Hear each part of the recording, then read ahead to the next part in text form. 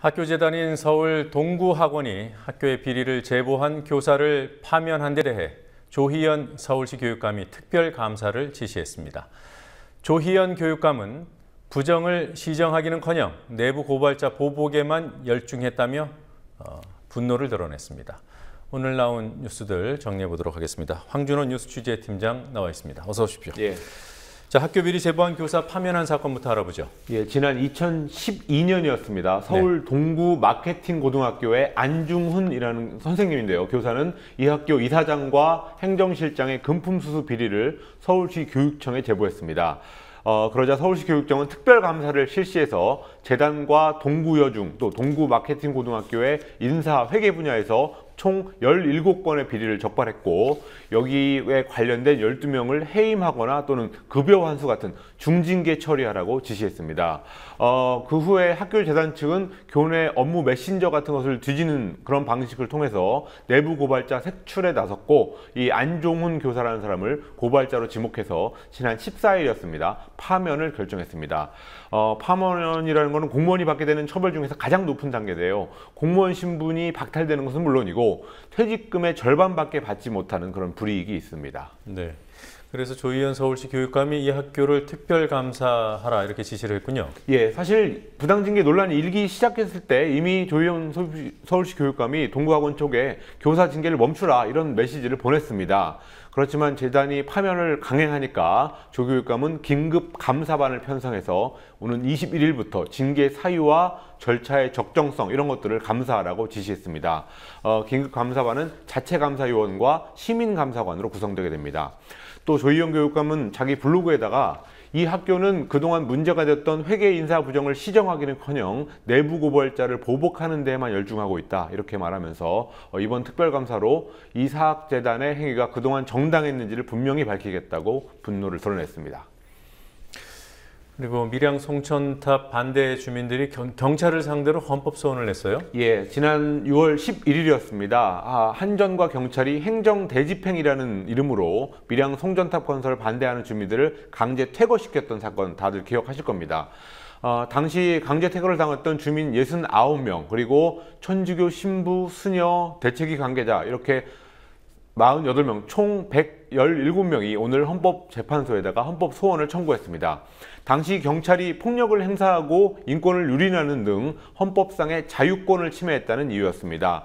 이 헌법소원으로 행정대집행 당일 경찰이 공권력으로 주민들의 신체의 자유를 훼손하는 행위가 위헌이라는 것을 만약 확인을 받은 후에 그 확인을 가지고 경찰 책임자를 처벌하고 사죄를 받아내겠다고 말했습니다. 네.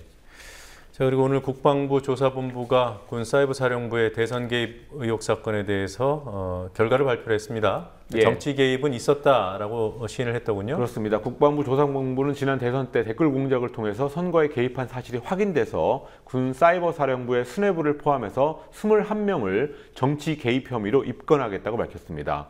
이 21명에는 군 사이버사령부의 최고 수장이었던 연재욱, 옥도경 전 사령관도 포함되어 있습니다. 연재욱 사령관 같은 경우는 청와대 국방비서관을 지냈습니다. 그렇지만 군 조사본부는 댓글 공작은 이모 전 심리전단장의 부당한 지시로 벌어졌고 연재욱, 옥도경 전 사령관 이 사람들은 그것을 방조한 혐의일 뿐 조직적인 활동은 없었다고 말했습니다. 또 국정원과의 연계라든지 윗선 개입 의혹 이런 거에 대해서는 김관진 당시 국방부 장관은 보고를 받지 못했다라면서 그런 결과를 발표해서 꼬리 자르기 수사했다는 지적이 나오고 있습니다. 네. 이번 발표에 대해서 야당에서는 어떤 입장이 나왔습니까? 예, 새정치민주연합하고 정의당 이런 데서 다 비판하는 목소리가 나왔습니다. 새정치민주연합의 김영근 대변인은 김관진 전 장관 등 윗선에 면죄부를 주는 수사이기 때문에 재수사를 해야 한다고 주장했습니다. 특히 군 수사본부가 김 전 장관을 수사조차 하지 않은 채 윗선 개입이 없다고 결론 내린 것에 대해서 그것은 자의적인 판단에 의한 박근혜 정부 봐주기 수사라고 비판했습니다. 또 군 조사본부는 사이버 사령부가 정치에 개입했지만 이것은 사령관들의 직무 태만으로 벌어진 일이라는 해괴한 논리를 펴고 있다면서 원점에서 다시 수사하라고 입장을 밝혔습니다. 그리고 정의당에서도 이거는 술은 먹었지만 음주운전을 하지 않았다 이런 식의 수사 결과라고 비판했습니다. 네. 그리고 남경필 경기도지사 예. 그 아들 문제가 계속 있어요. 오늘 뭐 구속영장이 기각됐다는 소식도 있고요. 어떻게 된 겁니까? 그렇습니다. 오늘 구속영장이 기각됐고요. 또 오늘 군인권센터가, 시민단체죠. 군인권센터가 수사 기록을 공개하면서 제기한 의혹을 제기했습니다.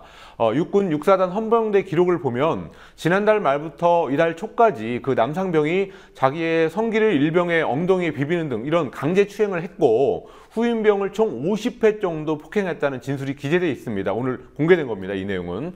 그렇지만 얼마 전에 군 당국이 발표를 할 때는 이 남상병이 후임병을 뒤에서 껴안거나 뭐 손등으로 바지 지퍼를 치는 정도의 성추행, 그 정도의 폭행만 했다라고 발표를 했었습니다.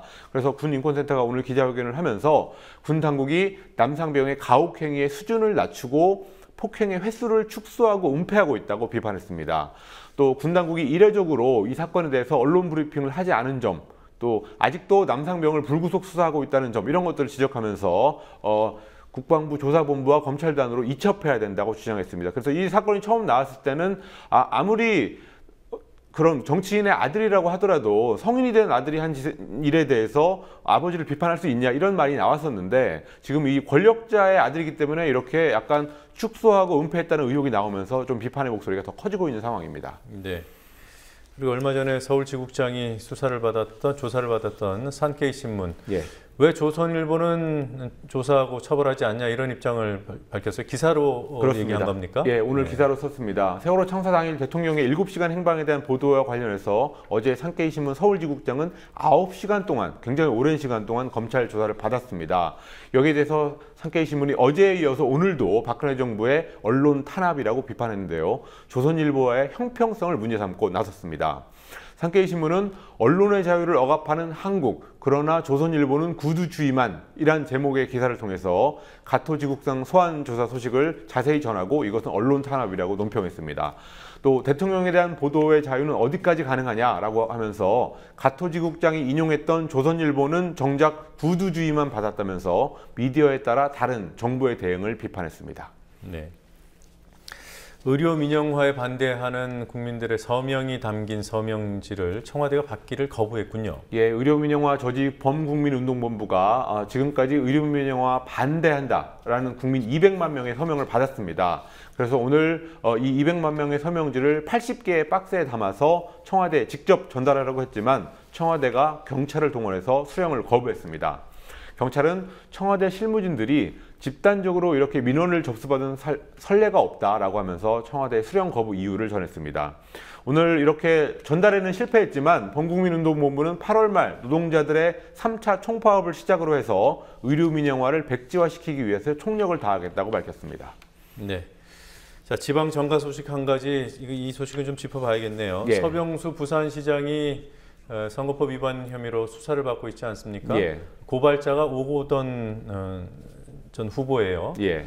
둘이 화해했다는 보도가 있던데 어떤 내용입니까? 그렇습니다. 오거돈 전 해양수산부 장관, 또 전 부산시장 후보죠. 서병수 시장에 대해서 허위사실 유포에 따른 공직선거법 위반 혐의로 검찰에 고발한 바 있습니다. 오거돈 전 장관이 세월호 애도 기간 중에 골프를 쳤다는 허위사실을 서병수 시장이 선거운동 과정에서 퍼뜨렸다는 이유였습니다. 그렇지만 그게 CCTV 확인 결과 완전히 허위사실이라는 게 분명했기 때문에 최근에 서 시장이 궁지에 좀 몰린 상황이었습니다. 경찰 조사도 받았고요. 그러면서 여러 차례 오거돈 전 장관을 만나서 사과하고 또 소송을 취하해달라고 부탁을 해왔는데 오늘 마침내 오거돈 전 장관이 서 시장을 봐주기로 결정했습니다. 부산시청 접견실에서 두 사람이 만났고 합의문을 내놨습니다. 합의문 내용을 보니까 오거돈 전 장관은 서 시장의 진심 어린 사과 표명에 조건 없이 선거 소송을 취하하고 화해와 통합을 통한 부산 발전에 적극 협조하기로 했다. 이런 내용이 담겨 있었습니다. 네. 글쎄요. 이게 소송 당사자가 고발자는 오거돈 전 후보일지 몰라도 예. 만약에 이것 때문에 표심이 왜곡됐다면은 고발 주체는 유권자들 아니겠습니까? 그렇습니다. 그런 면도 있습니다. 네. 예. 어쨌든 이 흑색선전 피해자가 가해자에게 면죄부를 줬어요. 예, 사실 오거돈 전 장관도 얼마 전까지만 해도 이거는 끝까지 책임을 묻겠다 이런 공언을 수차례 해왔습니다. 그렇지만 결국 오늘 사과를 받아들였습니다. 양쪽은 오늘 합의를 위한 별도의 어떤 조건은 없었다 이런 면을 강조했습니다. 만약에 이 조건이 없었단 말이 사실이더라도 선거 때 흑색 선전을 하고 선거 후에 없던 일로 하는 이런 관행이 되풀이된다는 지적이 나오고 있습니다.